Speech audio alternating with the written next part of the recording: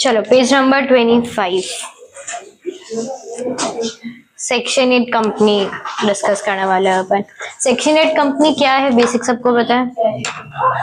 Charity के लिए अगर अपन चैरिटी वेलफेयर के लिए अगर अपन कोई कंपनी इनकॉर्पोरेट कर रहा है तो उसको अपन सेक्शन 8 कंपनी के अंडर कैटेगराइज करते हैं। अब यहाँ पर ये एक पर्टिकुलर पूरा सेक्शन इन्होंने इसी पर्पस के लिए बनाया है कि इनकेस अगर अपन कोई ऐसी कंपनी बना रही है जिसका मोटिव प्रॉफिट अर्न करना नहीं है, लोगों का भला करना है, तो वैसे केस में उनके लिए क्या क्या अपन एग्जेम्पशंस प्रोवाइड कर सकते हैं, उनके लिए रजिस्ट्रेशन का प्रोसेस क्या रहेगा, उसमें मेंबर्स कितने रह सकते हैं, उनका मेन ऑब्जेक्टिव क्या है, और इनकेस अगर उनको सेक्शन 8 कंपनी से वापस प्राइवेट या पब्लिक कंपनी में कन्वर्ट करना है या कोई प्राइवेट कंपनी को सेक्शन 8 में कन्वर्ट करना है तो उसके लिए क्या प्रोसीजर रहेंगे।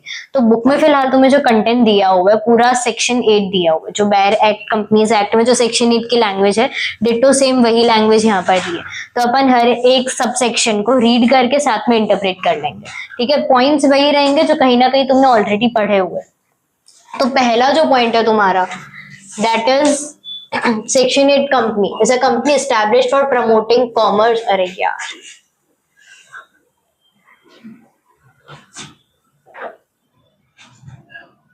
for promoting commerce, art, science, sports, education, research, welfare, religion, charity and protection of environment।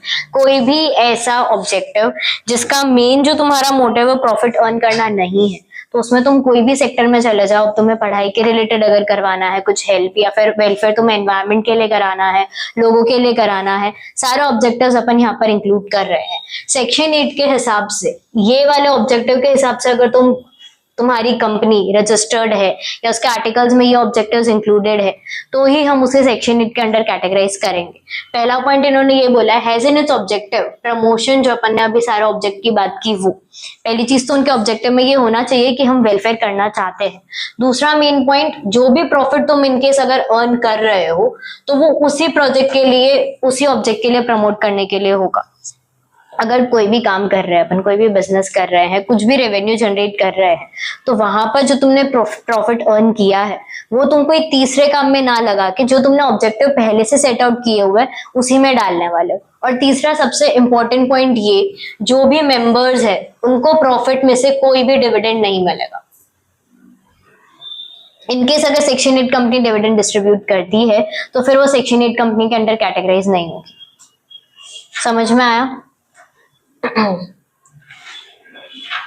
अब ये नेक्स्ट वाला पॉइंट भी तुमने ऑलरेडी पढ़ा हुआ है, इसका रीड करके मेरे को मतलब बताओ क्या होता है। टिक करके जो पॉइंट दिया हुआ है तुम्हें प्रोविजन में,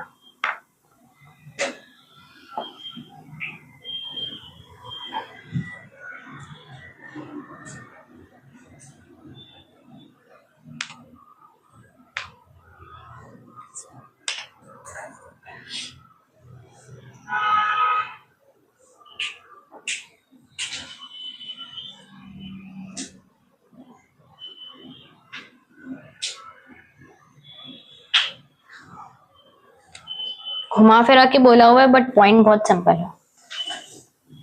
क्या हुआ मतलब इसका?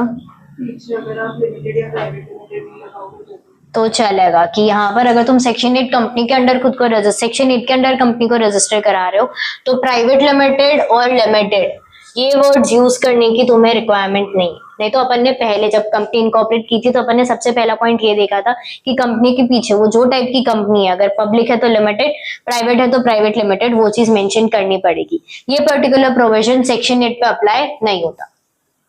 ठीक है, समझ आया? दूसरा पॉइंट अब इन्होंने ये बोला है कि सेक्शन 8 कंपनी को अपन ने ना पब्लिक में कैटेगराइज किया है ना ही प्राइवेट में कैटेगराइज किया है, लेकिन उनको जितने भी प्रिविलेजेस मिलेंगे ना वो सब लिमिटेड कंपनीज के मिलेंगे।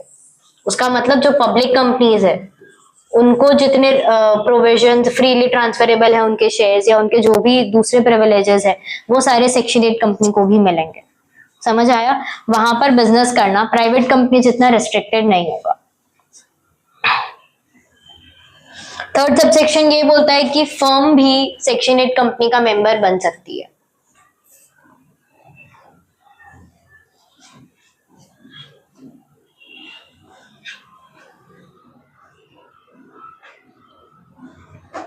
आया समझ में?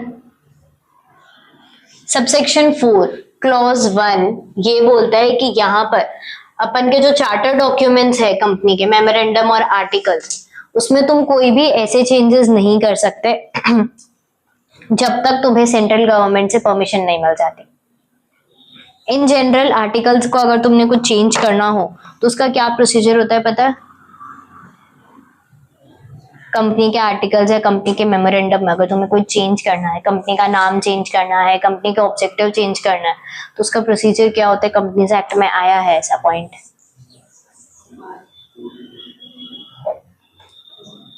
क्या होता है? मेंबर्स की परमिशन लेनी पड़ती है। जनरल मीटिंग में तुम बोर्ड रिजोल्यूशन करोगे जिससे तुम जनरल मीटिंग कंडक्ट करोगे। अगर मेंबर्स ने अप्रूव कर दिया तो तुम ये चेंजेस कर सकते हो। सेक्शन 8 कंपनी में जब तक सेंट्रल गवर्नमेंट अप्रूव नहीं कर देती तब तक वैसे चेंजेस कुछ नहीं हो सकते। समझ आया?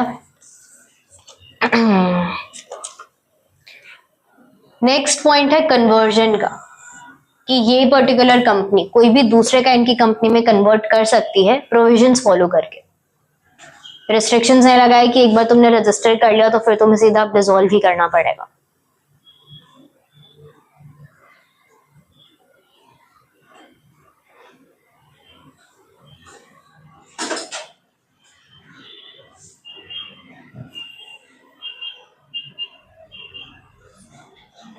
अब ये वाला जो पॉइंट है,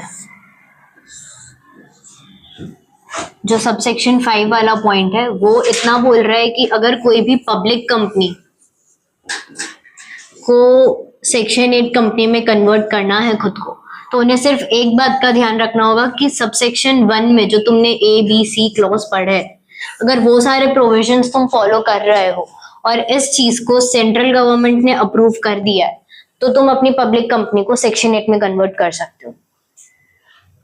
समझ आया? उसका मतलब अगर अपन प्रोसीजर की बात करें तो पब्लिक कंपनी को सबसे पहले अपने मेमोरेंडम और आर्टिकल्स में चेंजेस करने पड़ेंगे कि जो तुम्हारा ऑब्जेक्ट है वो ये सबसेक्शन 1 जो अपन ने पढ़ा था उसके अकॉर्डिंग होना चाहिए। नेक्स्ट चीज, वो अगर अकॉर्डिंगली जा रहा है तो तुम सेंट्रल गवर्नमेंट में अपना अप्रूवल के लिए एप्लीकेशन फाइल कर सकते हो कि हमने अपनी कंपनी का फॉर्मेशन पूरा सेक्शन 8 के अकॉर्डिंग कर दिया है। इनकेस अगर सेंट्रल गवर्नमेंट वो चीज अप्रूव कर देती है तो फिर वो खुद को सेक्शन 8 कंपनी में कन्वर्ट कर सकती है। अगर किया तो नाम के पीछे जो लिमिटेड लिखा हुआ है उसने वो हटाने का उसके पास प्रिविलेज है। समझ में आया बेसिक मतलब? अब ये सब सेक्शन जो है वो एक बार पढ़ लो।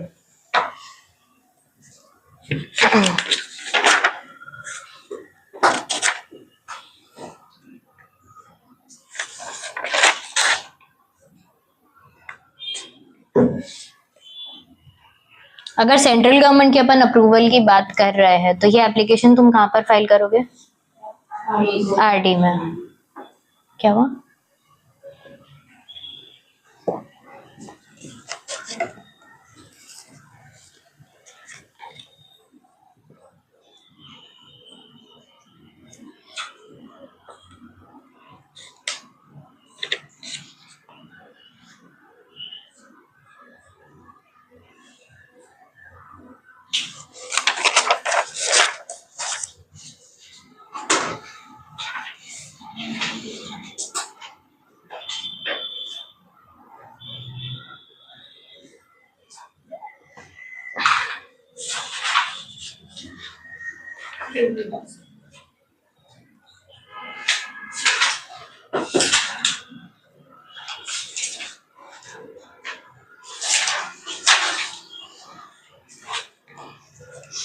लैंग्वेज समझ आई?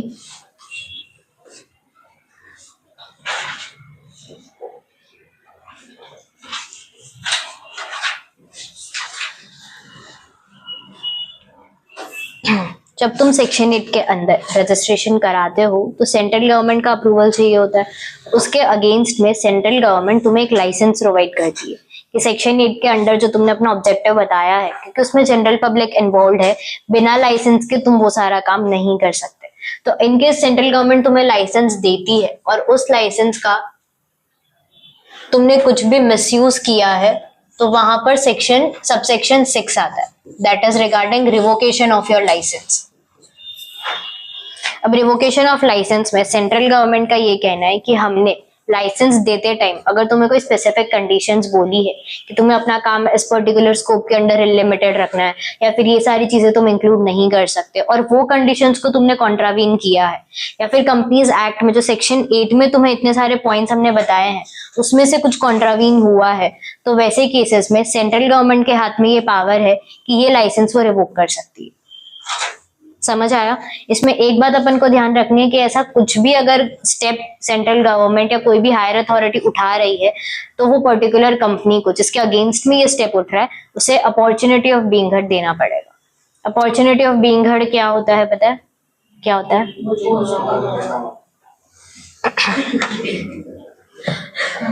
सब सेक्शन 6 भी रीड कर लो एक बार।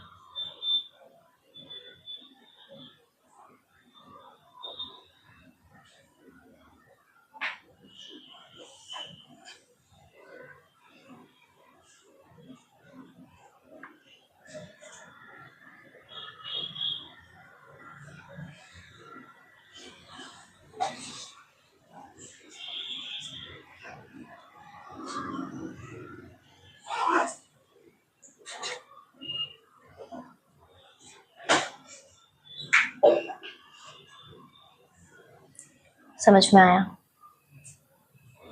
अब अगर लाइसेंस सेंट्रल गवर्नमेंट ने रिवोक कर दिया है तो कंपनी के पास तो कोई कैटेगराइजेशन ही नहीं बचा ना, ना वो प्राइवेट में इंक्लूड हो रही है ना पब्लिक में हो रही है। सेक्शन 8 का अब उसके पास लाइसेंस नहीं रहा है, तो वैसे केसेस में जो भी कोर्ट ऑर्डर करेगी, सेंट्रल गवर्नमेंट जो ऑर्डर करेगी उसके ऊपर डिपेंड करेगा कि नेक्स्ट कंपनी का डायरेक्शन कहाँ पर जाएगा। अगर कंपनी सेंट्रल गवर्नमेंट ये डायरेक्ट करती है कि तुम खुद को पब्लिक या प्राइवेट कंपनी में कन्वर्ट कर लो, तो फिर वो पूरा प्रोसीजर फॉलो करके आर्टिकल्स में चेंजेस करके अपने नाम के पीछे लिमिटेड या प्राइवेट लिमिटेड लगाकर अपने आप को वो पर्टिकुलर टाइप की कंपनी में कन्वर्ट कर लेगी। इनकेस अगर वो डायरेक्शन दे रहे हैं कि अब कंपनी को वाउंड अप करना पड़ेगा, कि अब तुम्हें अपना सारा बिजनेस खत्म करके कंपनी को अपन स्ट्राइक ऑफ करने वाले हैं, तो वैसा प्रोसीजर सिमिलरली कंपनी को फॉलो करना पड़ेगा। एक और ऑप्शन कोर्ट ये दे सकता है कि तुम अपनी कंपनी को कोई दूसरी कंपनी के साथ अमालगमेट कर लो। अमालगमेशन का मतलब पता है? जो मर्ज हो जाती है। तो ये 4 ऑप्शंस अवेलेबल रहते हैं कि सेंट्रल गवर्नमेंट वो पर्टिकुलर कंपनी का जिसका उसने लाइसेंस रिवोक किया है उसको कौन से डायरेक्शन में भेज सकता है। समझ आया? तो सब सेक्शन 7 यही बोलते हैं कि इनकेस अगर सेंट्रल गवर्नमेंट ने वो पर्टिकुलर कंपनी जिसका उसने लाइसेंस रिवोक किया है उसको ऐसा डायरेक्ट करते हैं कि अब उसको वाउंड अप करना पड़ेगा, तो वो चीजें कंपनी को फॉलो करनी पड़ेगी, प्रोवाइडेड कि अगर तुम सीधा कंपनी को बंद करने के लिए बोल रहे हो तो उसे एक अपॉर्चुनिटी मिलनी चाहिए, अपॉर्चुनिटी अपनी बात रखने के लिए।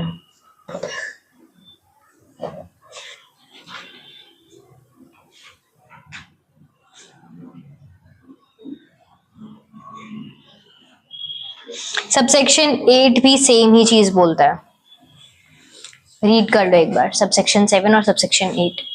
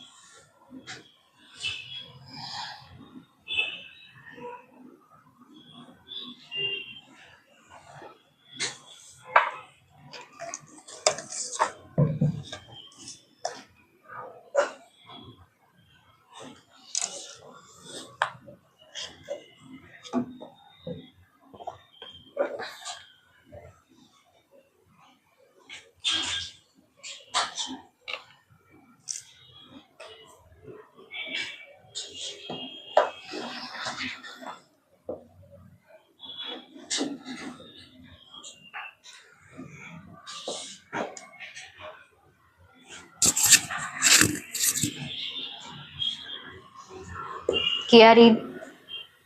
समझ आया लैंग्वेज क्या कह रही है? अब सबसेक्शन 9 वाइंडिंग अप के ऊपर बात करें। अपने सबसेक्शन 7 में देखा था कि गवर्नमेंट ऑर्डर कर सकती है कि कंपनी को वाइंड अप करना पड़ेगा। वाइंडिंग अप का प्रोसीजर पता है क्या होता है? क्या होता है?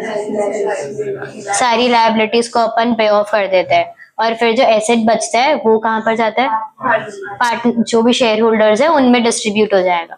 लेकिन सेक्शन 8 कंपनी के जो मेंबर्स है, जो शेयर होल्डर्स है, वो तो कुछ एसेट अपने साथ लेके जा ही नहीं सकते ना। तो वैसे केस में अगर तुमने वाइंडिंग अप किया है, तुमने सारी लायबिलिटीज पे ऑफ कर दी है, उसके बाद भी कंपनी के पास अगर कुछ एसेट्स बच जाते हैं, तो वैसे केस में दो ऑप्शन है।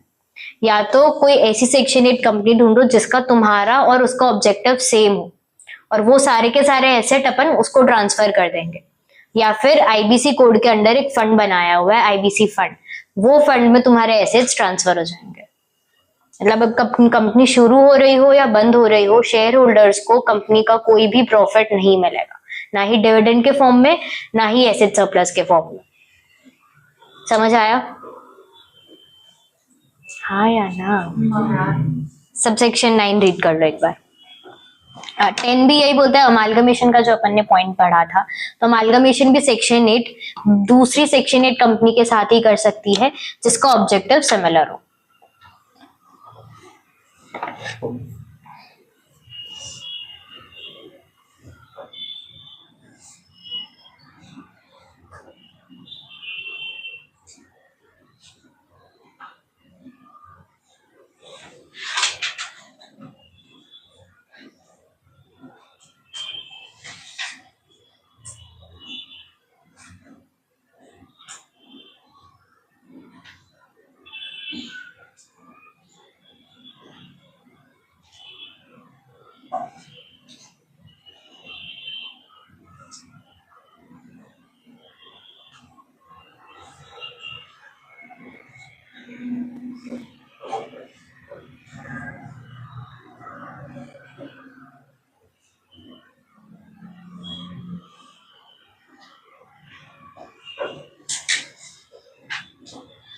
समझ आया? सबसेक्शन 11 जो है वो पेनल्टी की बात करता है कि सेक्शन 8 में जो तुम्हें कंडीशंस बताई गई है, लाइसेंस के अंडर जो तुम्हें कंडीशंस प्रिस्क्राइब की गई थी, उन सब में अगर कंपनी ने कुछ भी कॉन्ट्रावीन किया तो वैसे केस में कंपनी पे अपन पेनल्टी भी इम्पोज कर सकते हैं। उसका क्वांटम क्या है वो तुम एक बार रीड कर लो। Shall be punishable with fine not less than 10 lakh rupees but which may extend to 1 crore rupees. ये कंपनी पे फाइन लग रहा है, और जो भी डायरेक्टर्स या ऑफिसर जो इन डिफॉल्ट है उन पे फाइन लगेगा not less than 25,000 but which may be extended to 25 lakh rupees.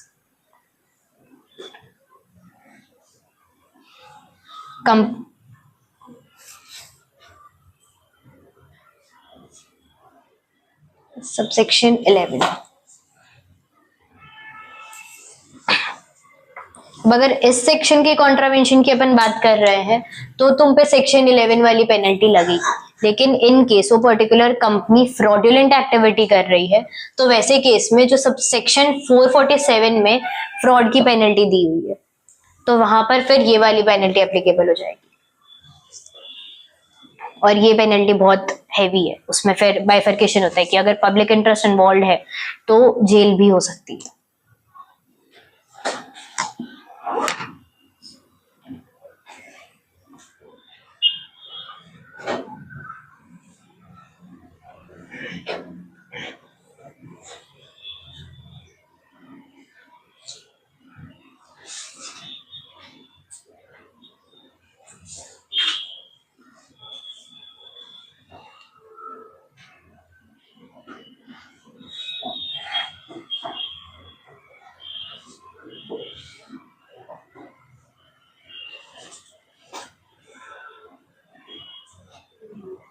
समझ आया? पूरा सेक्शन 8। अब यहाँ पर लैंग्वेज तुम्हें थोड़ी सी टिपिकल दी है लेकिन मीनिंग एट दी एंड वैसा ही निकल रहा है, तो तुम ऑलरेडी कहीं ना कहीं पढ़ चुके हो। तो हर एक सबसेक्शन के आगे ना लिख दो कि ये पर्टिकुलर सेक्शन किस चीज के लिए है। जैसे तुम्हारा जो सबसेक्शन 1 है वो है for object of the company, तो लिखा ही नहीं जाता। Subsection 1 is for object of the company.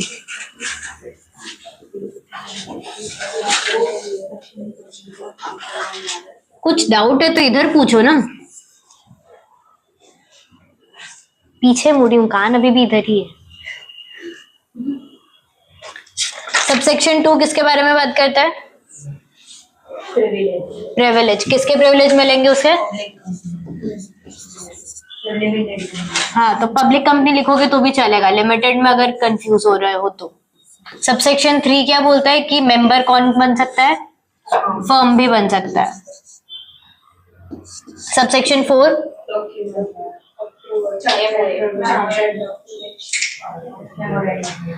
Memorandum में ऑल्ट्रेशन. अगर अपन ऑल्ट्रेशन की बात करते हैं तो तुम्हें क्या चाहिए होगा? सेंट्रल गवर्नमेंट का approval.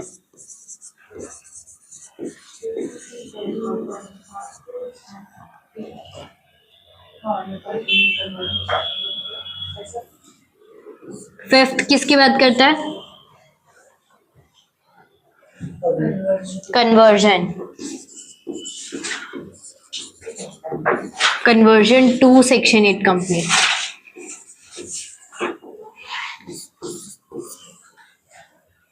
Subsection 6 licence revocation.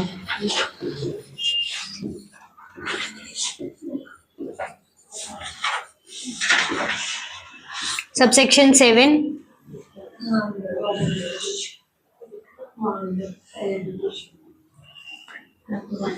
Directions after revocation. कि सेंट्रल गवर्नमेंट अगर तुम रिवोक कर रहे हो तो अब कंपनी का करेगी क्या?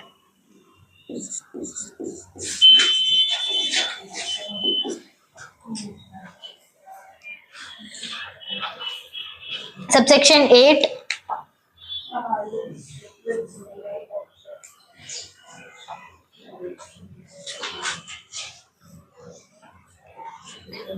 सबसेक्शन 8 बात करता है अमालगमेशन पे.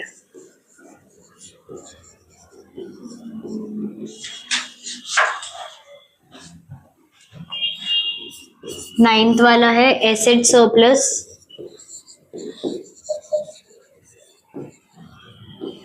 After winding up.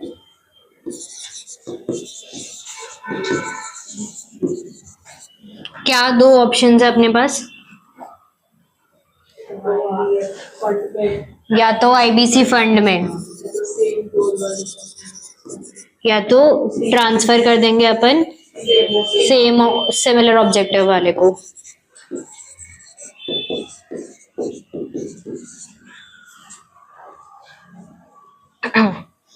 सबसेक्शन 10 तो एक ही लाइन का है तो वो इस पर अगर कुछ नहीं लिखोगे तो चलेगा.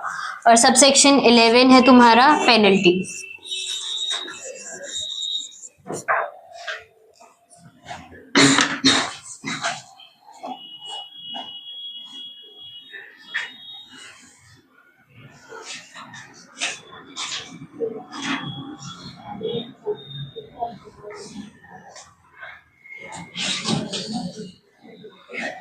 समझ में आया?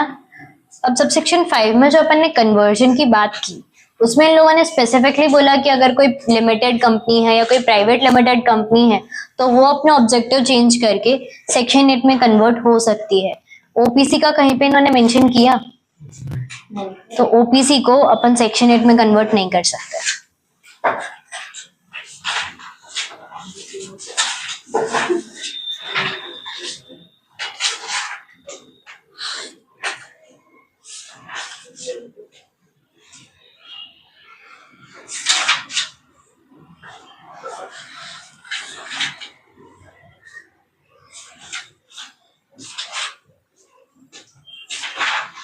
समझ में आया? अब कैरेक्टरिस्टिक्स एक बार रीड कर लो, सेम ही लैंग्वेज जा रही है. लैंग्वेज थोड़ी इजी होगी तो पॉइंट्स याद रह जाएंगे, तो रीड कर लो. 9 ही पॉइंट है.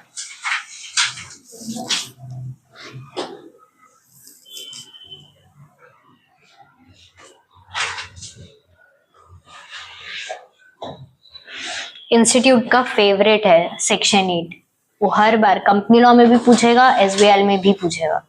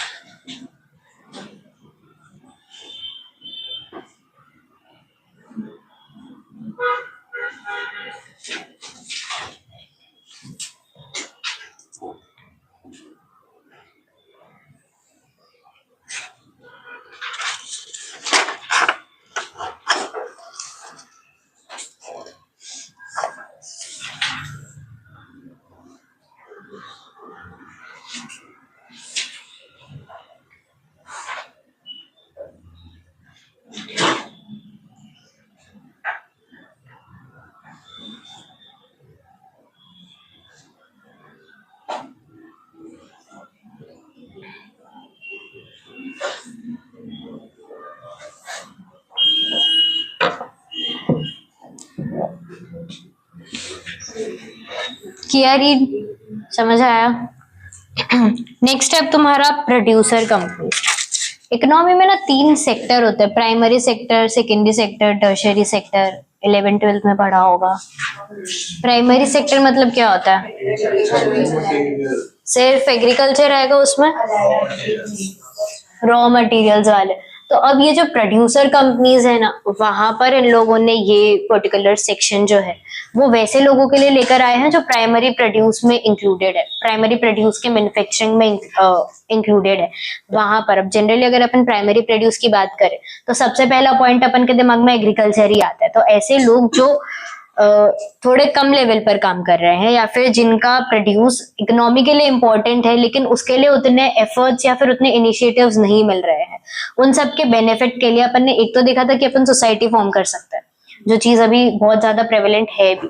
तो सोसाइटी को लेकिन बहुत बार बैंक के तरफ से क्रेडिबिलिटी नहीं मिलती है, क्योंकि वो कहीं पे रजिस्टर्ड होती है, कहीं पे नहीं होती है। और सोसाइटीज में भी ऑप्शन होता है कि अगर तुम एक नॉर्मल सोसाइटी फॉर्म कर रहे हो तो उसे तुम सिर्फ एक ही स्टेट में चला सकते हो।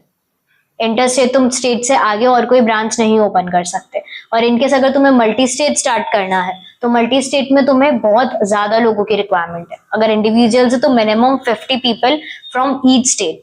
तो इतना बड़ा हाई लेवल पे तुम कॉपरेशन बिल्डअप कर पाओ या नहीं कर पाओ, that is again a risk. तो यहाँ पर प्रोड्यूसर कंपनी का ऑप्शन इसके लिए कंपनीज एक्ट 2013 में पीछे से ऐड ऑन किया गया है, क्योंकि अगर तुम सेक्शंस देखोगे तो that is from 378A to 378ZU। अगर कोई भी ऐसा सेक्शन है जिसके पीछे लेटर्स आ रहे हैं, उसका मतलब वो कंपनी अमेंडमेंट के थ्रू ये सेक्शंस इंक्लूड हुए। आया समझ में? अब यहाँ पर प्राइमरी प्रोड्यूस में अपन क्या क्या इंक्लूड करते हैं, प्रोड्यूसर कंपनी क्या क्या काम कर सकती है, प्रोड्यूसर कंपनी स्टार्ट करने के लिए कितने लोग चाहिए, अपन उसके बारे में डिस्कस करेंगे। कंटेंट में तुम्हें सिर्फ प्रोड्यूसर कंपनी का ऑब्जेक्टिव ही दिया हुआ है, लेकिन सिर्फ वो ऑब्जेक्टिव पढ़ोगे तो वो रटना पड़ेगा, वो याद नहीं रहेगा। तो प्राइमरी प्रोड्यूस क्या होता है, कितने लोग चाहिए फॉर्म करने के लिए, और इनकेस अगर तुम कंपनी फॉर्म करते हो तो उसको क्या प्रिविलेजेस मिलेंगे, उसके बारे में एक बार अपन डिस्कस कर लेते हैं। सबसे पहली चीज, अगर तुम्हें प्रोड्यूसर कंपनी स्टार्ट करनी है तो एटलीस्ट ऐसे 10 इंडिविजुअल्स तुम्हारे पास होने चाहिए जो प्राइमरी प्रोड्यूस में इंक्लूडेड है, प्राइमरी प्रोड्यूस का बिजनेस करता है या उसके कोई बाई प्रोडक्ट का बिजनेस करता है। समझ आया? पब्लिक कंपनी, प्राइवेट कंपनी में अपन ने लिमिट 2 या 3 की देखी है, प्रोड्यूसर कंपनी में वो लिमिट 10 लोगों की है। प्रोड्यूसर कंपनी को अपन ऐसे ट्रीट करेंगे एज इफ वो एक प्राइवेट कंपनी है, लेकिन जो मैक्सिमम नंबर वाली लिमिट है प्राइवेट कंपनी में 200 पीपल, वो लिमिट यहाँ पर अप्लाई नहीं होगी। समझ आया? अब प्राइमरी प्रोड्यूस क्या होता है वो अपन सीधा कंपनीज एक्ट का ही देख लेते हैं।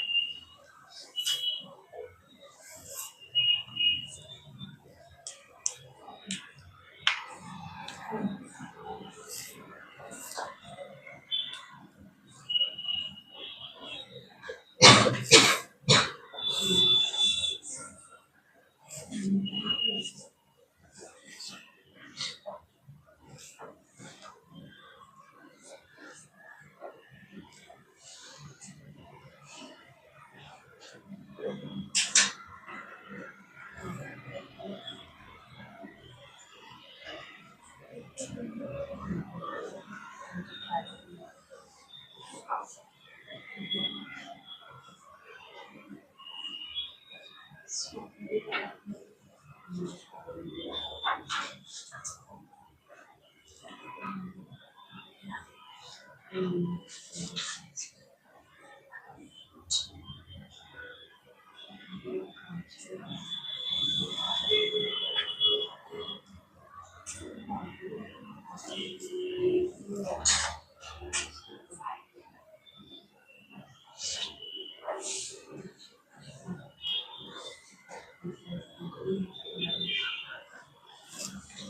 रहा है ये इधर से प्राइमरी प्रोड्यूस,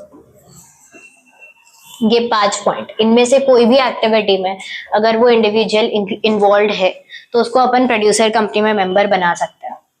वहां पर क्या क्या है, produce of farmers arising from agriculture including animal husbandry पता है सबको, हॉर्टिकल्चर पता है, फ्लोरिकल्चर, पिसिकल्चर, कोई भी टाइप का एग्रीकल्चर यहाँ पर हमने इंक्लूड किया है। नेक्स्ट है produce of person engaged in handloom, handicraft and other cottage industries. उसके बाद ये सारे इंडस्ट्री का कोई भी बाई प्रोडक्ट है तो भी वो यहाँ पर इंक्लूड होगा। उसके बाद ये पर्टिकुलर एक्टिविटीज करने के लिए अगर कोई एंसिलरी एक्टिविटी चाहिए तुम्हें उसको सपोर्ट करने के लिए तो वो भी यहाँ पर इंक्लूड होगा। समझ में आया क्या क्या चीजें हमें के अकॉर्डिंग या उसके ऑब्जेक्टिव के अकॉर्डिंग अपन प्रोड्यूसर कंपनी फॉर्म कर सकते हैं। नेक्स्ट पेज पे आओ। अब नेक्स्ट पेज पे तुम्हें सेक्शन 378B की पूरी बेयर एक्ट की लैंग्वेज दी हुई है कि एक प्रोड्यूसर कंपनी कौन से एक्टिविटीज या कौन से ऑब्जेक्टिव्स फुलफिल कर सकती है। एक बार रीड कर लो।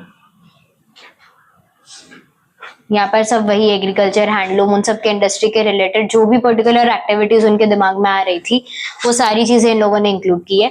लास्ट पॉइंट में ये बोला है कि इन केस अगर या इसके अलावा और भी कोई एक्टिविटी है जो प्राइमरी प्रोड्यूस की एक्टिविटी को सपोर्ट करती है तो वो भी यहाँ पर हम इंक्लूड करेंगे। समझ आया?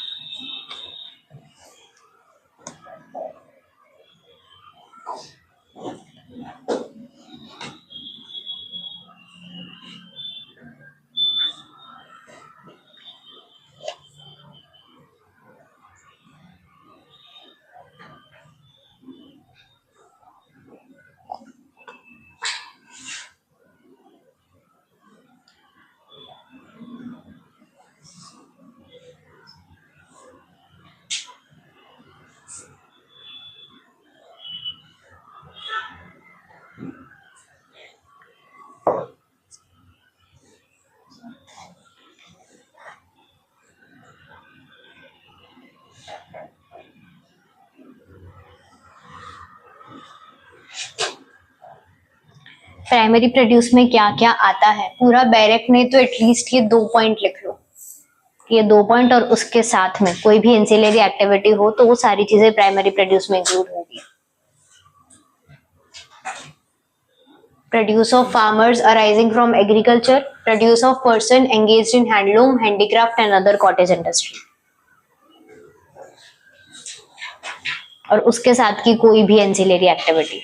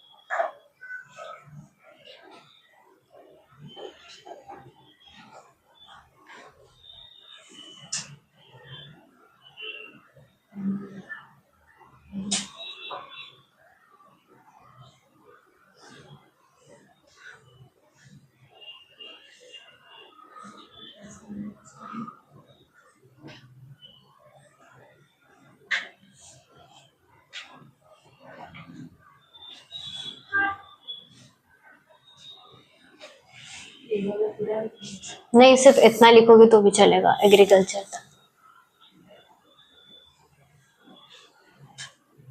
और any other activity which promotes the interest of farmers.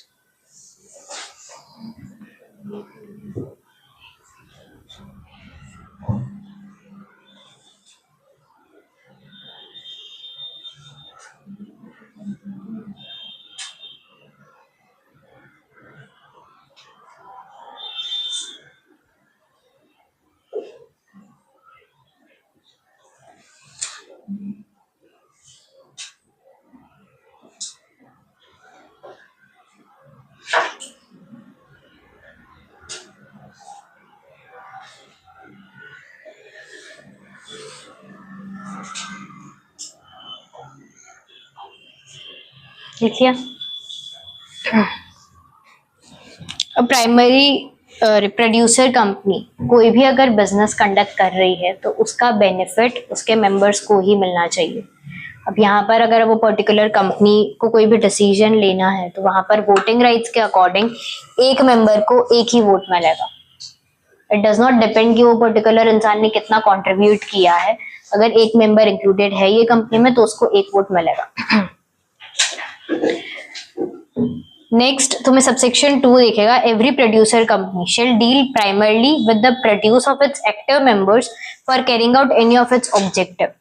Active member का मतलब है कि वो पर्टिकुलर इंसान कितने अमाउंट तक का वो कंपनी में कंट्रीब्यूशन दे रहा है, उसके हिसाब से अपन डिसाइड करेंगे कि कौन एक्टिव है या कौन नहीं। एक्टिव कंपनी और एक्टिव मेंबर के लिए जो क्राइटेरिया सेट करना है वो एक्ट ने नहीं किया है। उन्होंने बोला है कि तुम अपने आर्टिकल्स में तुम्हारे हिसाब से उसकी डेफिनेशन सेट कर सकते हो। तो यहाँ पर अगर तुम कोई बिजनेस कर रहे हो, तुम्हें कोई प्रोड्यूस चाहिए, तो प्राइमरी प्रोड्यूसर कंपनी का जो पहला प्रेफरेंस है वो उनके एक्टिव मेंबर्स का प्रोड्यूस ही होना चाहिए। समझ आया? हाँ या ना?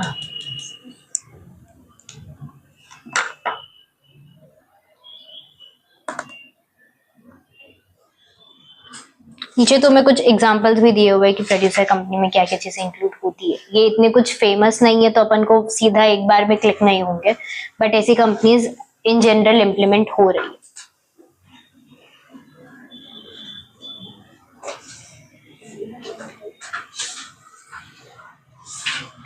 समझ आया? कोई डाउट? आज इतना ही। फॉरेन कंपनी से फिर अपन कल कंटिन्यू करेंगे।